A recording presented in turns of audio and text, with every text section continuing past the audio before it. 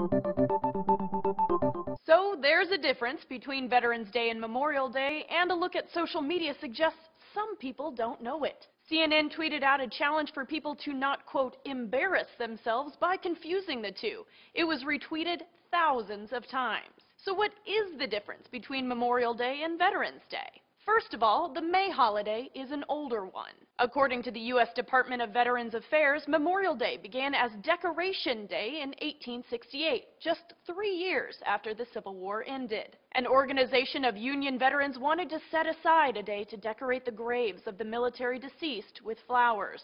It's believed the Major General in charge put the date at the end of May so flowers would be in bloom all over the country. After the massive casualties of World War I, however, the holiday was extended to honor all military members who died in American wars. Interestingly, World War I is also where the story of Veterans Day begins.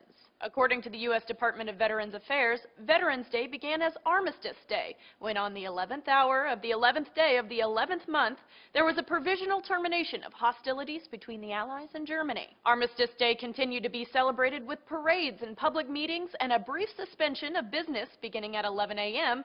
until yet another war forced politicians to recalibrate the holiday. World War II required the largest mobilization of military forces in the nation's history, involving tens of millions of American volunteers and draftees. After World War II ended, the 83rd Congress struck out the word armistice from Armistice Day and replaced it with veterans in order to include the men and women who served in World War II, and forever incorporating any person who serves or has served in the U.S. military. Thus, Veterans Day commemorates all servicemen and women of American wars, and Memorial Day honors fallen military members of all American wars. For Newsy, I'm Rosie Newberry.